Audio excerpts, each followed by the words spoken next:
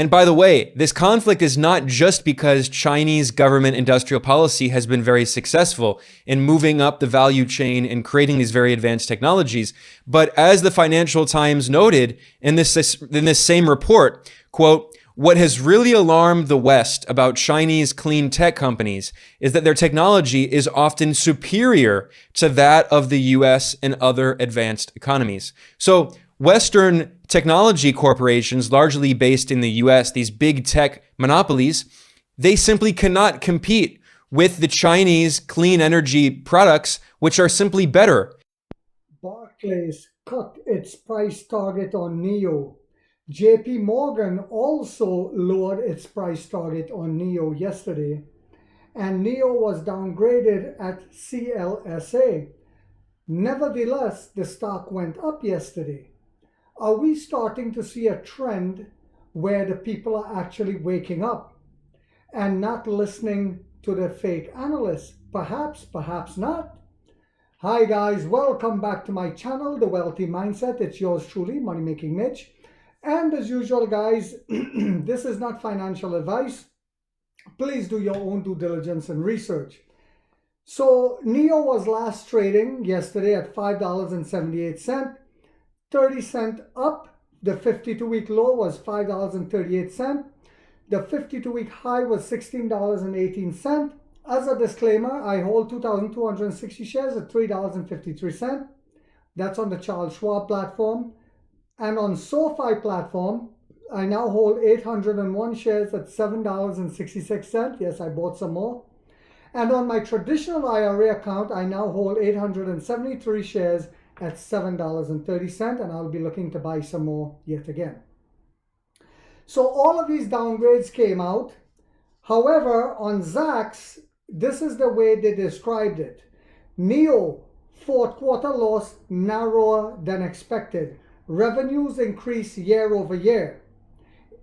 NEO incurred a loss per American depository share of 45 cents in the fourth quarter of fiscal 2023, narrower than the Zacks consensus estimate of a loss of 51 cents.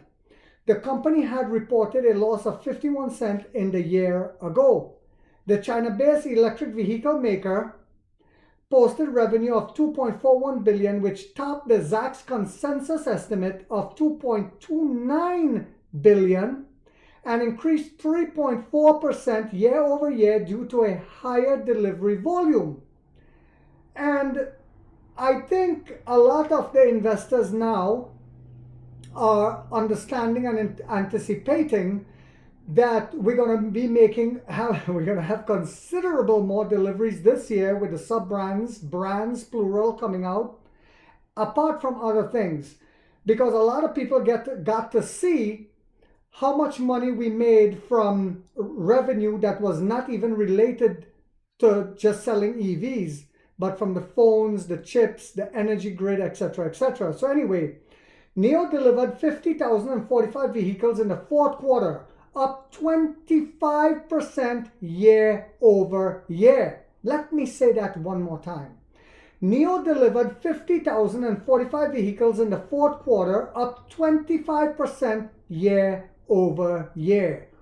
Boom! How you like them apples? Even with the negative Nancy's spinning it, the Western media, the hypocrisy.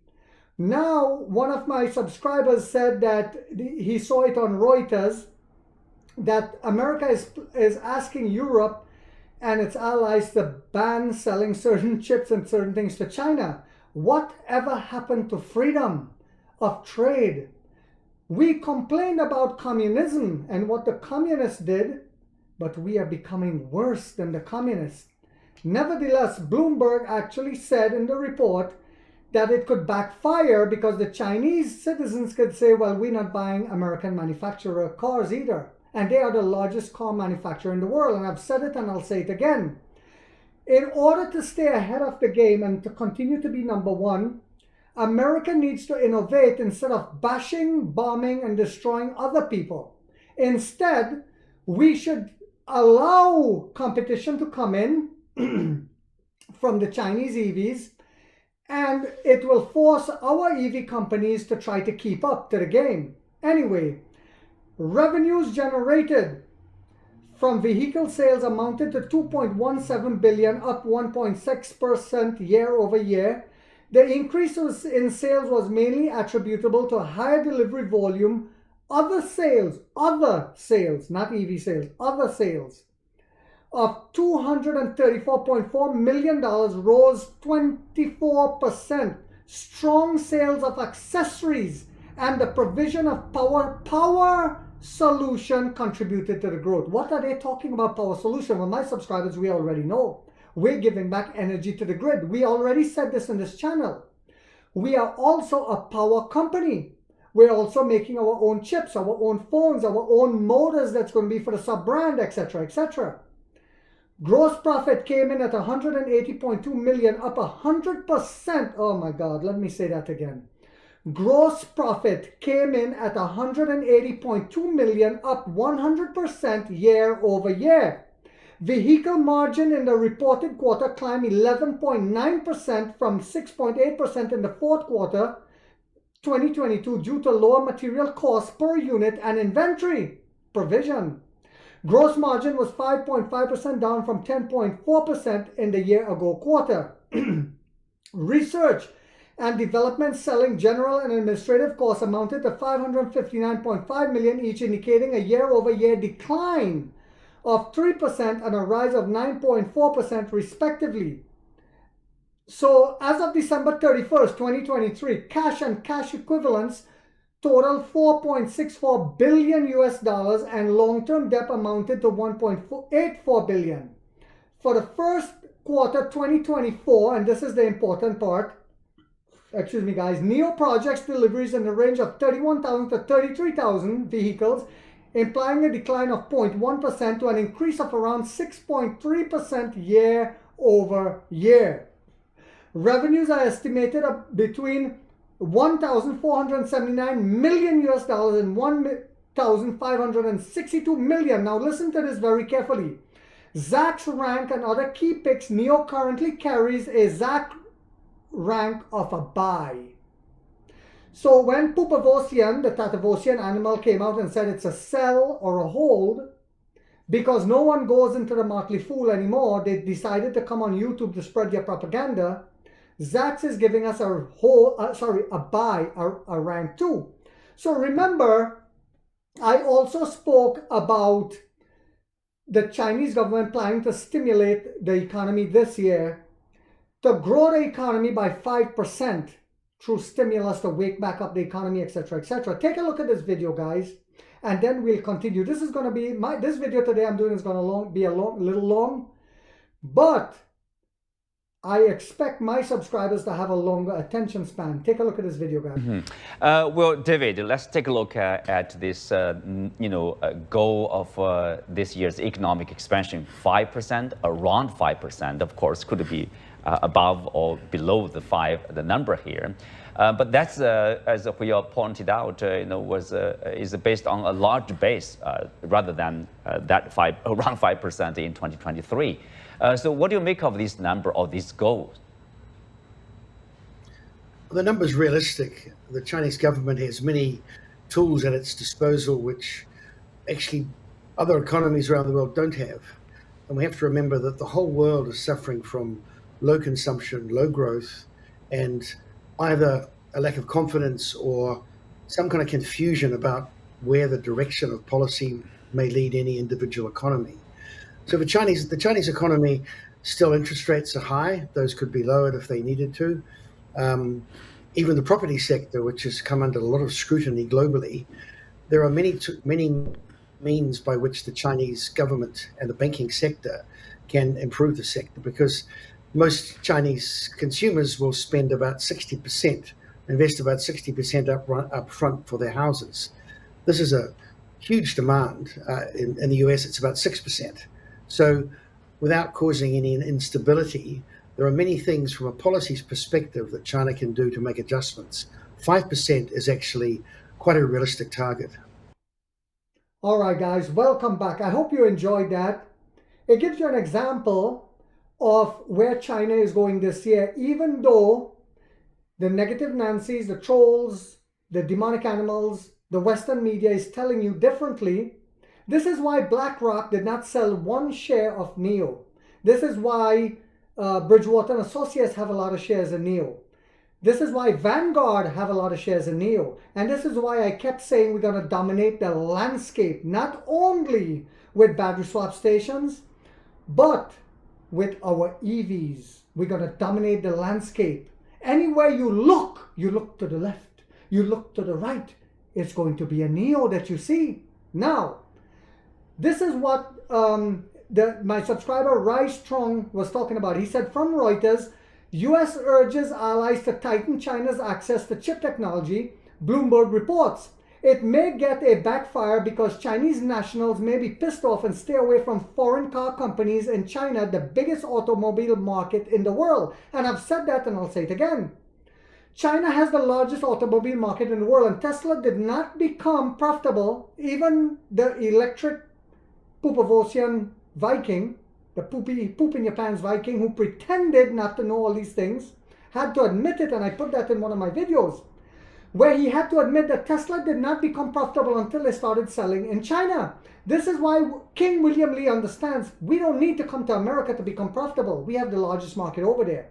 And a lot of us, even myself, was thinking, well, only when we come here we'll be profitable. But that was wrong of me, I admit that. Because in the West, electric vehicles have a stigma because of fires, because of malfunctioning things from Tesla and Hyundai and Polestar, etc., because of range anxiety, which only us can change and take that away from the American consumer, because of a whole host of reasons. Because if we flood the streets right now with EVs in America, the grid wouldn't be able to handle it. This is again where NEO comes in, where we'll be giving back to the grid. So Americans are staying away from EVs. This is why Tesla had to go to China to become profitable, because they have the largest market for EVs in the world right now, followed by Norway. So as we continue to expand throughout Europe and start selling our sub-brands in the Chinese market and start going into BRIC-friendly nation, which I'm going to talk about, BRICS-friendly nations that are also growing their economy, we are going to make considerable money. So this was my reply to the subscriber. This is Rise Strong 1968. Thank you, sir. This was a great comment. I said, indeed, Huawei smartphone sales surged 65%. Oh, sorry, he said that. I said that look what happened when we banned Huawei. And Huawei came out with their own chip. So NVIDIA took a beating. I don't know why the share price keeps skyrocketing. I think they're getting ready to pull the rug before you know it, because unless they lie about their revenue, which I wouldn't be surprised about, but they're losing a lot of revenue from not being able to sell chips to China. So I talked about it, and he said, indeed, Huawei smartphone sales surged 65%, and Apple goes down to around 15% market share in China, or fourth place now. It will get worse, I think. And I said, yes, it will, my brother. So remember, I even touched on that about Apple and what was going on. The Chinese phones manufacturers are taking over there as well. And the trend with Tesla, you saw the share price fell again today. Excuse me. What do you guys think will happen? Honestly, put it in the comment. What do you guys think will happen when NEO released a sub-brand that's going to compete against the Model Y at a cheaper price, but yet more luxurious, more technologically advanced, and battery swappable? What do you guys think will happen? So when it comes to the BRIC nations, and NEO will start selling in the BRICS nations, like we talked about UAE, not just Abu Dhabi in the earnings call. UAE is part of BRICS now. And I want you guys to take a look at this clip that you will find very interesting, and we'll continue again. Well, despite a growing list of Western sanctions against Russia, Chinese automakers are shifting into high gear. Brands like Geely, Chery, and Chang'an have exploded in popularity among the Russian people as Chinese cars fill the gaps left by the exodus of global car makers. Dasha Chernyshova has more from Moscow. It wasn't easy to persuade Russians to buy Chinese cars until they had little choice. Western automotive brands withdrew from the Russian market after Moscow launched its so-called special military operation in Ukraine.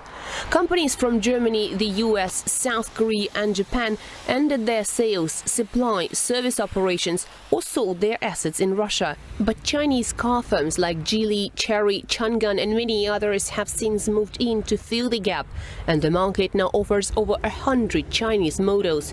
The attitudes of Russian consumers have also changed. Потребители уже, то есть если было раньше там выбрать японский автомобиль, немецкий или китайский, соответственно, склонялись, конечно, к выбору других брендов.